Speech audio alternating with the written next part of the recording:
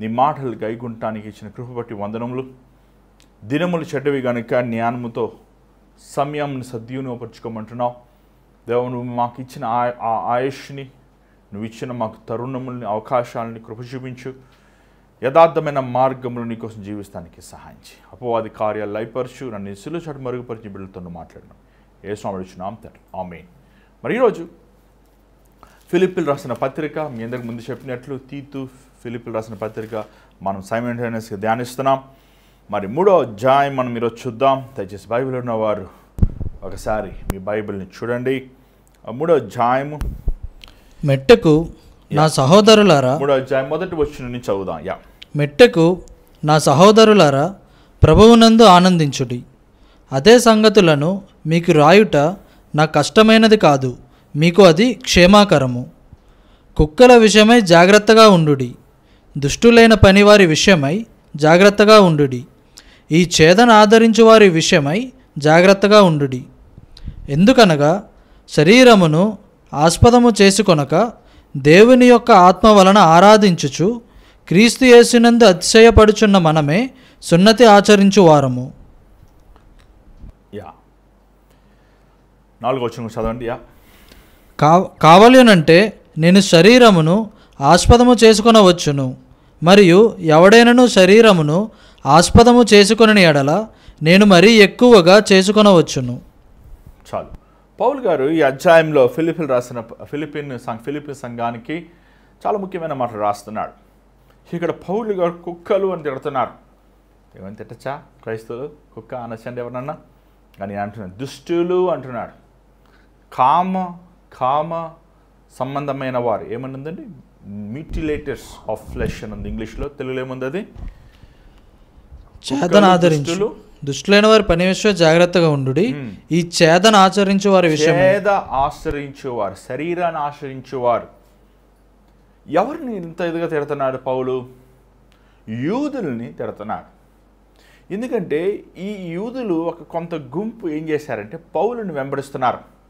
పౌలు కొరింథీకి వెళ్తే కొరింథీ, ఎఫెసీకి వెళ్తే ఎఫెసీ, రోమా ప్రాంతానికి వెళ్తే రోమా ప్రాంతములో వీరు వెంబడిస్తూ పౌలు బోధించే బోధనతో పాటు వీరు చెత్తని లేకపోతే వారి హృదయంలో అపవిత్రమైన వాటిని విత్తుతున్నారు. ఏంటి వారు విత్తుతున్నారు? ఏంటి, ఎందుకు పౌలు అంత కోప్పడాలి? వీళ్ళు ఏమంటున్నారంటే, నువ్వు క్రైస్తవుడు అవ్వాలంటే, నువ్వు యేసుప్రభు బిడ్డ అవ్వాలంటే మొదటగా నువ్వు అబ్రహాము లేకపోతే మోషే ధర్మశాస్త్రాన్ని నువ్వు పాటించాలి. మోషే ధర్మశాస్త్రం ఏమంటుంది? 8వ రోజున నువ్వు సున్నతి చేయబడాలి. మొదటిగా నువ్వు సున్నతి చేయబడాలి. రెండవదిగా సున్నతి చేయబడ్డాక నువ్వు లేకపోతే మీరు ఏమంటే క్రైస్తవులుగా అవుతానికి, బాప్తిజం తీసుకుంటానికి, యేసుని వెంబడిస్తానికి మీకు అన్ని యోగ్యతలు ఉన్నాయి. ఏంటండి? ఏం బోధండి బోధ! ఈరోజు మనుషులు బోధలు చూడండి. ఒక బోధకుడు అంటున్నాడు, మీరు పరలోకానికి వెళ్ళాలంటే 10,000 రూపాయలు కానుకలు వేయాలి. కొంతమంది బోధిస్తున్నారు. ఏమని బోధిస్తున్నారు? నువ్వు యేసుప్రభు నమ్ముకోవాలంటే 100 మందికి భోజనం పెట్టాలి, నువ్వు మందిరానికి 10 వారాలు రావాలి. ఈరోజు మనుష్యుడు చేసిన క్రియల ద్వారంగా మనకి రక్షణ రాలేదు. మనము క్రీస్తు యేసు చేసిన యాగము ద్వారంగా మనము నీతిమంతులు అని పిలవబడుతున్నాం. దయచేసి గమనించండి ప్రియులారా, మీరు జాగ్రత్తగా గమనించండి. యేసు ప్రభు మన కోసము కలవరి సిలువలో ఆయన రక్తముని చిందించి ఆ రక్తదారుల ద్వారంగా మనల్ని విమోచించాడు. అంతేగాని ధర్మశాస్త్రాన్ని వెంబడిస్తాం వలన, సున్నతి చేయబడతాం వలన నువ్వు పరలోకానికి రాజ్యానికి వెళ్ళవు. చూడండి, కొంతమంది మారుతారు. ఏమండి, మేము ఎంతో పెద్ద ఆచారం అండి, మాది ఎంతో పెద్ద కులం అండి, మేము ఎంతో పెద్ద నిష్టైన భక్తి అండి, మేము ఎంతో పవిత్రులమండి. యేసుప్రభుని నమ్ముకున్నాం. ఎవరు నమ్ముకోమన్నాడు? నువ్వు అంత యేసుప్రభుని నమ్ముకుంటా నీకు అంత చులకనగా ఉంటే, యేసుప్రభుని నమ్ముకుంటా నీకెంత తక్కువ జాతిగా ఉంటే, యేసుప్రభుని నమ్ముకుంటా నిన్ను ఒక నిన్ను ఒక తక్కువ వాడిగా చేస్తున్నట్లయితే నువ్వు ఎందుకు నమ్ముకుంటావు? చూడండి, నిన్ను ఒక కులములో నువ్వు పుట్టిన మాత్రమున, లేకపోతే కొన్ని ఆచారములు, కొన్ని పద్ధతులను వెంబడించిన మాత్రాన నువ్వు పవిత్రుడు కాదు. యేసు ప్రభు కృప చూపించిన వాడు పవిత్రుడు. ఈ మోషే ధర్మశాస్త్రం ఏదైనా మాట్లాడితే మేము అబ్రహాం బిడ్డలమి, మేము మోషే ధర్మశాస్త్రాన్ని పాటిస్తాం మాట్లాడితే యేసు ప్రభు దగ్గరే వాదిస్తున్నారు. అసలు అబ్రహాం ఎవరు, మోషే ఎవరు? దేవుని సేవకులు, యజమానుడు. ఆయనే స్వయంగా వచ్చి వాక్యం బోధిస్తున్నప్పుడు మేము అబ్రహాం సంతతి, మాకు ఇచ్చిన మోషే ధర్మశాస్త్రము గొప్పది అని విర్రవిగుతున్నారు. కానీ యేసు ప్రభు వారిని ధర్మశాస్త్రము ద్వారా విమోచిస్తానికి ఇష్టపడలేదు, కానీ ఆయన రక్తము ద్వారా విమోచిస్తానికి ఇష్టపడ్డాడు. అందుకే అలాంటి వారిని కుక్కలు, దుష్టులు, దుర్మార్గులు, శరీర సంబంధమైన వారు. సున్నతి అనేది శారీరకమైనది. కానీ దేవుడు శారీరకమైన విషయాల గురించి మాట్లాడతాను రాలేదు, కానీ ఆత్మీయమైన విషయాల గురించి మాట్లాడతాను వచ్చాడు. నీ శరీరము మన్నే అయిపోతుంది, కానీ నీ ఆత్మ దేవుని ఎద్దుకు వెళ్తుంది. ఈరోజు చాలామంది భక్తిని శరీర రూపంలో శారీరరీతిగా వెంబడించాలనుకుంటున్నారు. చూడండి, నీ శరీరము తొక్కబడాలి, వెర్రగొట్టబడాలి, హింసించబడాలి, సులువేయబడాలి.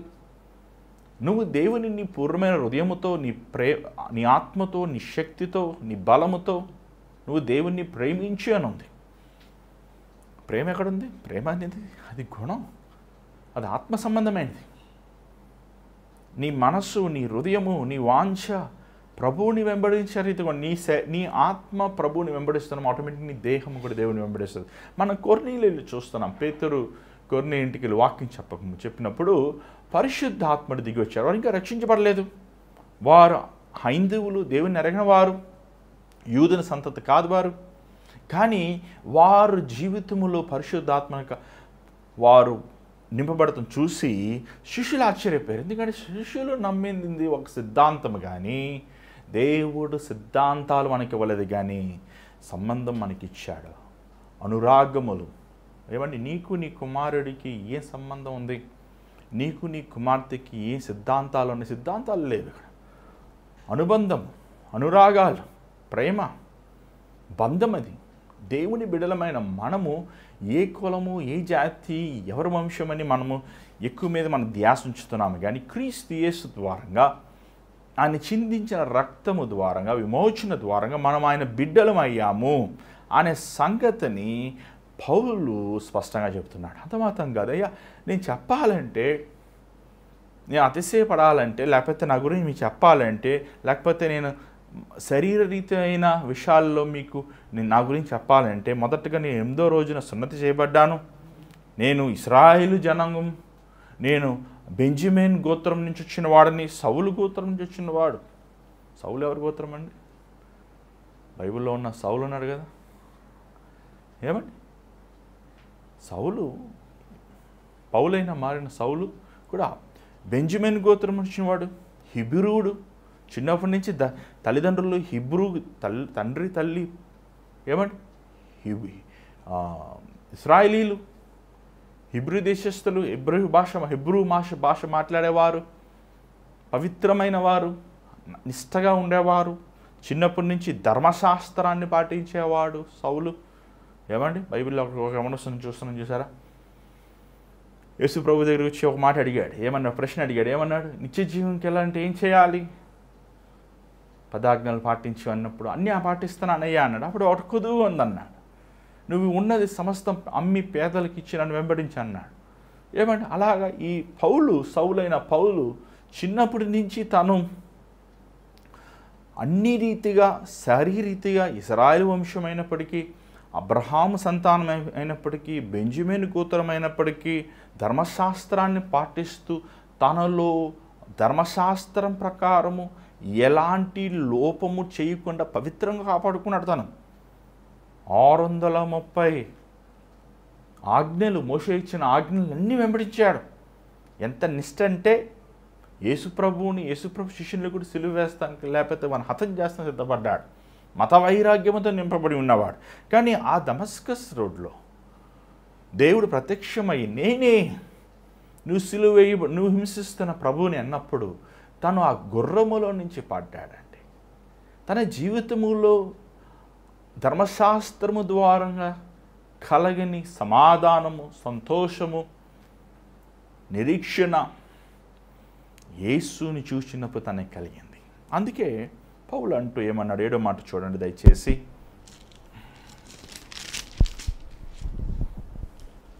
అయినను ఏవేవి నాకు లాభకరములై ఉండెనో వాటిని క్రీస్తు నిమిత్తము నష్టముగా ఎంచుకొంటిని. నిశ్చయముగా నా ప్రభువైన యేసుక్రీస్తు గూర్చిన అతి శ్రేష్టమైన జ్ఞానము నిమిత్తమై సమస్తమును నష్టముగా ఎంచుకొనుచున్నాను. చాలు. ఏమండి ఎంత చక్కని మాట. ఏమేమి లాభముగా ఎంచుకుంటున్నాను అది క్రీస్తు నిమిత్తము నేను నష్టముగా ఎంచుచున్నాను. ఏమండి ఈరోజు ఒక జాబ్ వస్తే దేవుని మర్చిపోతారు. ఏమండి పొద్దున్న లేస్తే పని పని పని అంటారు, దేవుని సేవ చేయరు, దేవుని కోసం బ్రతకరు, దేవుని వాక్యం చదవరు, దేవుని మార్గంలో నడవరు. ఏం నష్టపోతున్నావు నువ్వు దేవుని కోసం? ఎగ్జామ్స్ పాస్ అయ్యేలా ప్రార్థన చేయని అడుగుతారు, ఇంటర్వ్యూ క్లియర్ చేయమని ప్రార్థన చేయని అడుగుతారు. కానీ అన్ని క్లియర్ చేశాక ఏం చేస్తున్నారు మీరు? దేవుని కార్యాలన్నీ మీరు నిర్లక్ష్య పెడుతున్నారు. ఏమండి ఎంత ఎంత ఎంత వేదనకరమైనది, ఎంత బాధకరమైన సంగతి ఇది.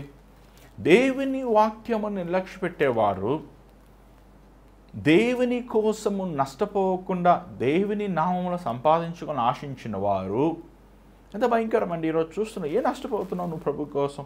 నీకోసం ప్రాణం ఇచ్చిన ప్రభు కోసము నువ్వు ఏమి నష్టపోతున్నావు?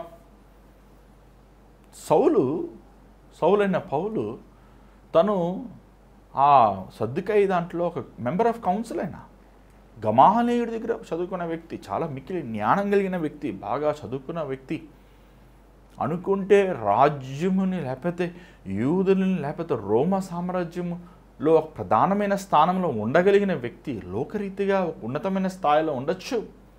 కానీ సమస్తముని దేవుని కోసం పెంటగా ఎంచుకున్నాను. మన ఒక తమ్ముడు వచ్చాడండి, సేవ చేస్తానన్న, బాగుంది సేవ చేయి, అయ్యగారి దగ్గర ఉంటాను, అయ్యగారి పరిచర్య చేస్తానన్న దేవుని సేవకులు. సడన్గా ఏమైందంటే వాళ్ళ తల్లిదండ్రులు చదువుకో బాబు అంటే సేవ చేస్తానన్నవాడు, దేవుని కోసం బతుకుతానన్నవాడు ఏం చేశాడు? దేవుని సేవ ఆపేశాడు. చదువు ఎక్కువైపోయింది. చెప్పండి ఎంతమంది ఈరోజు చదువుకున్నారు? చదువుకున్న వాళ్ళందరూ ఏమండి ఉద్యోగాలు ఉన్నాయా? ప్రభుత్వాలు పట్టుకుని తిడుతుంటారు, సెంట్రల్ గవర్నమెంట్ ఇవ్వలేదు, స్టేట్ గవర్నమెంట్ ఇవ్వలేదు. ఎందుకు ఇస్తుంది గవర్నమెంట్ నీకు? ఎందుకు ఇవ్వాలి అసలు? ఏమండి నీ కన్న తల్లిదండ్రులనే నిన్ను పెంచలేకపోతున్నారు, ప్రభుత్వం నేను ఎందుకు పెంచాలి అసలు చెప్పు? ఏమండి దేశ చట్ట ప్రకారం 18 సంవత్సరాలు వస్తే యు ఆర్ అడల్ట్. నువ్వు సమాజంలో కష్టపడి నువ్వు నీ ఆహారం, నీ భోజనం నువ్వు సంపాదించుకోవాలి. నాకు వాళ్ళది ఇవ్వలేదు, వీడిది ఇవ్వలేదు, ఎవరేమిస్తారు నీకు? ఎప్పుడు చూసినా చాలామంది మనుషుల మీద ఆధారపడతారు, లేకపోతే కన్నవర మీద ఆధారపడతారు, లేకపోతే అధికారుల మీద ఆధారపడతారు. చూడండి, నీకు తలాంతు ఉంటే నువ్వు బతుకుతావు. నీకు తలాంతు లేనప్పుడు ఏం చేయగలం? ఇక్కడ చూసినట్లయితే క్రీస్తు కోసం నష్టపోతాము. చూడండి మత్తయి సువార్త 13వ అధ్యాయము, మత్తయి సువార్త 13వ అధ్యాయము 45 నుంచి 46 ఒకసారి చదవండి. ఓకే, 13వ అధ్యాయం 45 నుంచి చదవండి. 45. అందుచేత ఆ మనుష్యుని కడప స్థితి మొదటి స్థితి కంటే చెడ్డదగును. కాదు, మత్తయి సువార్త 13వ అధ్యాయము 45వ వచనం 46వ వచనం చదవండి. మరియు పరలోక రాజ్యము మంచి ముత్యములను కొనవెదుకుచున్న వర్తకుని పోలి ఉన్నది. అతడు అమూల్యమైన ఒక ముత్యమును కనుగొని పోయి తను కలిగినదంతయు అమ్మి దానిని కొనును. మరియు పరలోక రాజ్యము మళ్ళీ చదవండి 45.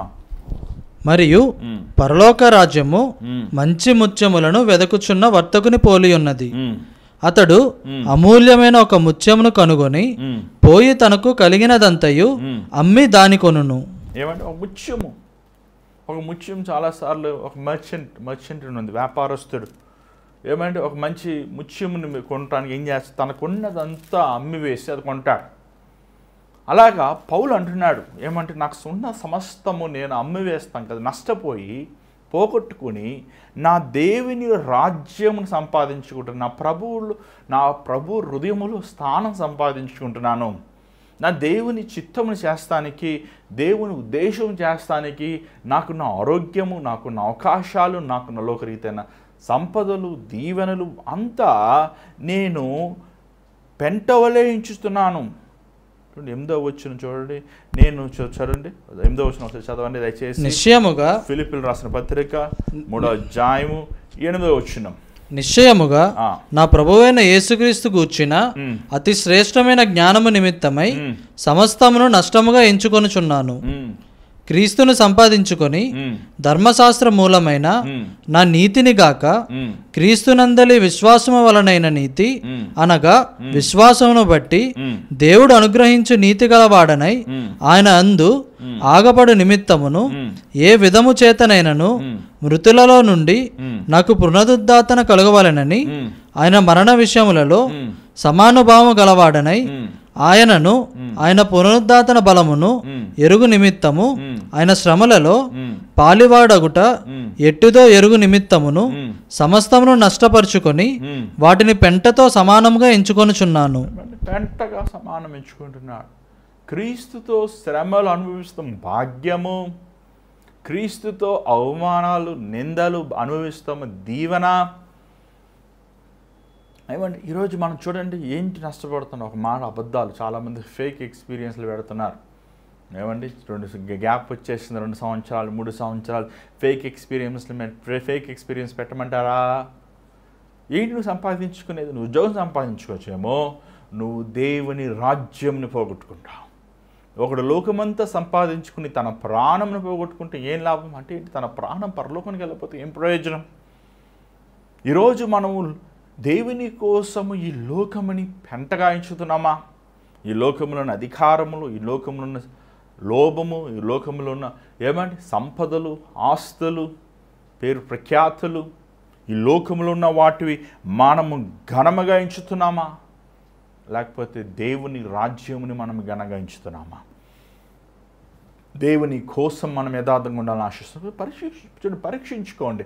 క్రైస్తవత్వం అంటే మీరు అనుకున్నవి నెరవేర్తం కాదు. క్రైస్తవత్వం అంటే క్రీస్తు ఎలాగ మన కోసం సమస్తము త్యాగం చేశాడో మనము అలాగే సమస్తము ఆయన కోసము త్యాగం చేయాలి. అదే క్రైస్తవత్వం.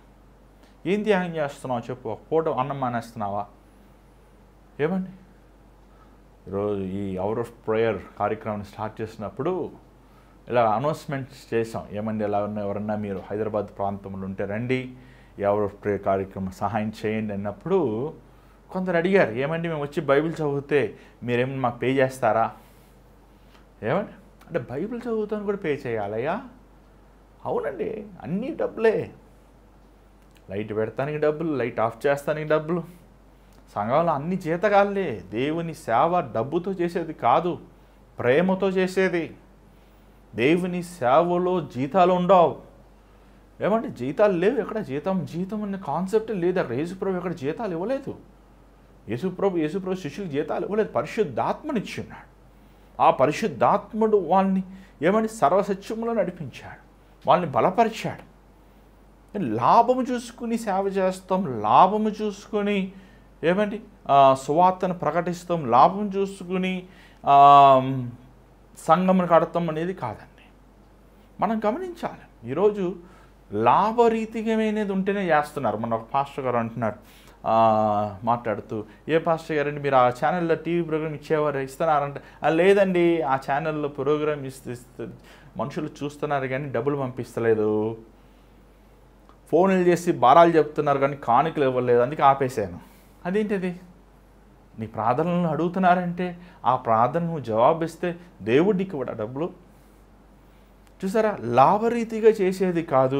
ఈ లోకంలో ఉన్న చదువులు, ఈ లోకంలో ఉన్న ఆస్తులు, ఉద్యోగాలు, ఈ లోకంలో ఉన్న హోదాలు ఏమంటే మనము పెంటగా ఎంచాలి. నువ్వు చనిపోతే నీతో పాటు నువ్వు చదువుకునే సర్టిఫికెట్లు, నీ బట్టలు, నీ వస్తువులన్నీ సమాచేస్తారు అనుకుంటున్నావా? ఏమన్నా చనిపోయినప్పుడు ఏం చేస్తారు? మన అన్నీ అనాథాశ్రమం ఇచ్చేస్తారు. మనకున్నవన్నీ కాల్చి పడేస్తారు, డస్ట్బిన్లో వేసేస్తారు. ఈరోజు చాలామంది కొట్టుకుంటారు, నా చీర, నా వస్తువులు, నా కుర్చీ, నా స్థలము. నీలో ప్రాణం పోయాక కనీసం నీ చెవులకి ముక్కులకి ఉన్నాయి, లేకపోతే వేళ్ళకి ఉన్నాయి కూడా ఉంచారు. నీ ఫోన్ నీతో పాటు సమాచేస్తారు అనుకుంటున్నావా? నీతో పాటు నీ వస్తువులను సమాచేస్తాను అనుకుంటున్నావా? వేరేవాడా, నీ ప్రాణం ఈరోజు దేవుడు తీసేస్తే ఏం చేస్తావు? కంటగా ఏంటి? విలువైనది నీ ఆత్మ, విలువైనది దేవునిచ్చిన సమయము, విలువైనది ఆయనతో సమయం గడుపుతామని గ్రహించుకోవేంటి? చూసినట్లయితే పౌలు అంటున్నాడు, మేము విశ్వాసము ద్వారంగా నీతిమంతులుగా అయ్యాము. క్రీస్తు ఎందు విశ్వాసము ద్వారా మమ్మల్ని నీతిమంతులు చేశాడు. ఆయనలో మేము శ్రమల్లో పాలు పొందినప్పుడు, ఆయనతో పాటు మేము మరణించినప్పుడు, ఆయనతో పాటు మేము పునరుద్ధానం అవుతాం. ఏమన్నా ఇంగ్లీష్లో 2 వర్డ్స్ ఉన్నాయి, రిజరక్షన్, రెజర్యూటెడ్. రెజర్యూటెడ్ అంటే లాజరు తిరిగి లేపినప్పుడు తన మరల శరీరీతిగా లేపడ్డాడు. ఆ 12 సంవత్సరాల చిన్న పాప దేవుడు లేపినప్పుడు మరల ఉన్నత స్థితిలో లేచింది. ఆ యమునస్తులు లేపినప్పుడు ఉన్న శరీరం లేచాడు. కానీ రిజర్రెక్షన్, యేసు ప్రభు రెజర్యూటెడ్ కాదు, ఈజ్ రిజర్రెక్టెడ్. అంటే ఆయన మహిమ శరీరంలోకి నిరంతరమైన పరిశుద్ధమైన ఇటర్నల్ లైఫ్. ఈరోజు దేవుడు మనకి పునరుద్ధానమైన జీవితం ఇవ్వాలని ఆశిస్తున్నాడు, పునరుద్ధానమైన బ్రతుకు. మనం మరణించాక ఈ లోకములో మరలా మనము శరీరీతిగా జన్మిస్తాం కాదు, కానీ మహిమ శరీరముతో ఆయనను మనము ఆరాధించే వరకు ఉండాలని ఆశిస్తున్నాడండి. ఇక్కడ చూసినట్లయితే 12వ వచనం చదవండి దయచేసి.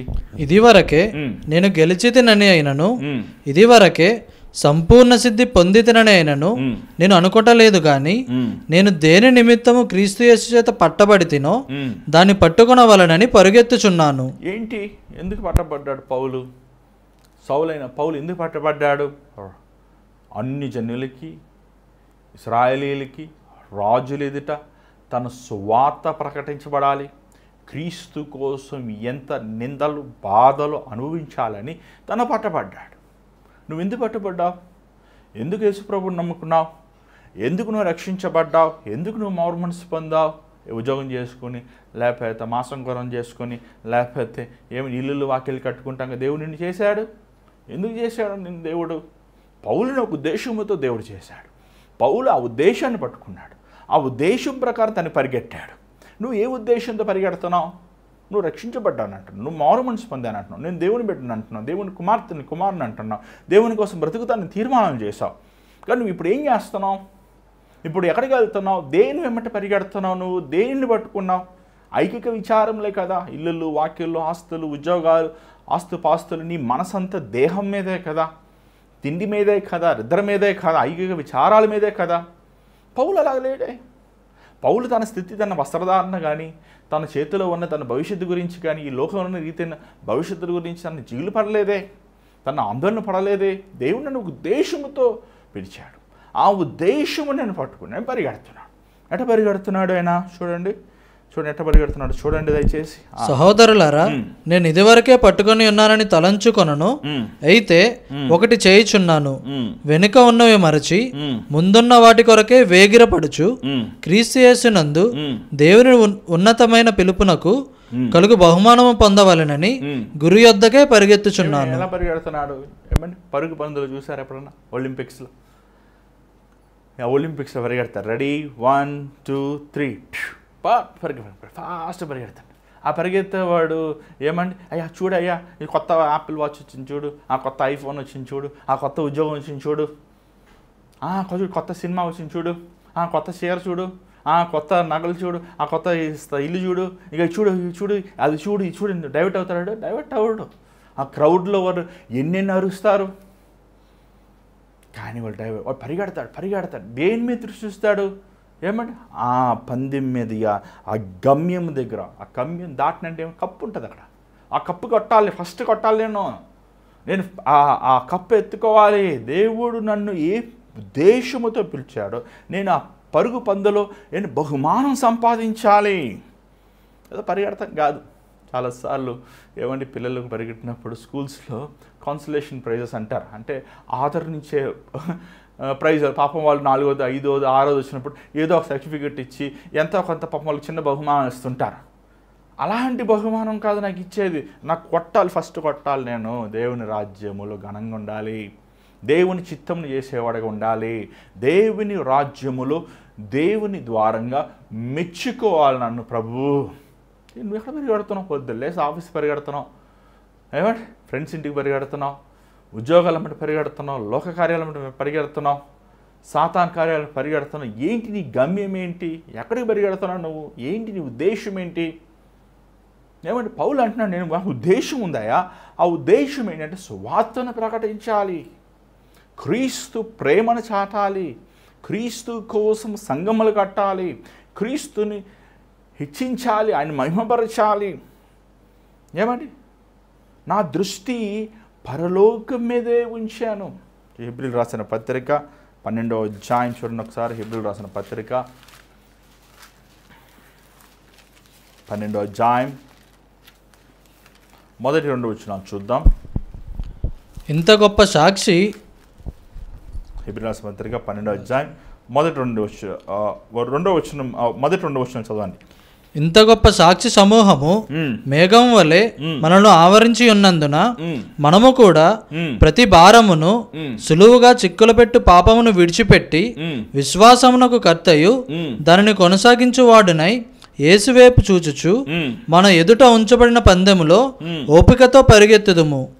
పందెము ఓపికతో పరిగెట్టాలి. కాళ్ళు నొప్పులు వస్తుంది నిలబడిపోతే అలాగా, ఆకలి అవుతుంది నిలబడిపోతే అలాగా, నిద్ర వస్తుంది నిలబడిపోతే అలాగా, అలసిపోయాను నాకు ఓపిక లేదు, పరిగెట్టు, పరిగెట్టాలి, పరిగెట్టాలి, పరిగెట్టాలి, పరిగెట్టాలి, పరిగెట్టాలి. నీకు తెలుసా అండి, ఆ పరుగు పందులో ఆ లైన్ చేరలేని వారిని డిస్క్వాలిఫై చేసేస్తారు, పర్మనెంట్ డిస్క్వాలిఫై అయిపోతారు. వారు మరలా ఇంకొక అవకాశం ఇవ్వరు వాళ్ళకి. వాళ్ళు ఒలింపిక్ గేమ్స్ అవనవ్వండి, వాళ్ళు ప్రైజ్ విన్ చేసినా విన్ చేయకపోయినా వారు ఆ లైన్ రీచ్ చేయాలి. తెలుసా మీకు అది? వాళ్ళ లైన్ రీచ్ చేయలేదంటే వారికి ఇంకొక గేమ్స్లో వారిని అలో చేయరండి. అలాగా ఏమండి, నీ దృష్టి యేసు మీద పెట్టుకొని ఓపికతో పరిగెట్టు. నీ భార్యని విసికించిన, నీ భర్తని విసికించిన, నీ బిడ్డలని విసికించిన, నీ మేనేజర్ని విసికించిన, పరిస్థితులు అల్లకూలమైపోయినా, మనుషులు తిరగబడినా, ఉద్యోగాలు పోయినా, జీవితం అర్థం కానప్పటికీ, ఏంటి జీవితం గమ్యం ఏంటి తెలియనప్పటికీ దేవుని వైపు, యేసు వైపు నీ గురించి 12:1 ఆ మాట చదవండి. Hindrance and the sins that so easily entangles. ఏమంటే పాపములు సులువైన పాపములను. చదవండి ఆ మాట ఒక లైన్. మనము కూడా ప్రతి భారమును సులువుగా చిక్కుల పెట్టు పాపమును విడిచిపెట్టి సులువుగా చిక్కులు పెట్టే పాపం ఏంటండి? నేత్రాశ, జీవపు డంబం. ఏమండి సులువుగా చిక్కులు పెట్టి.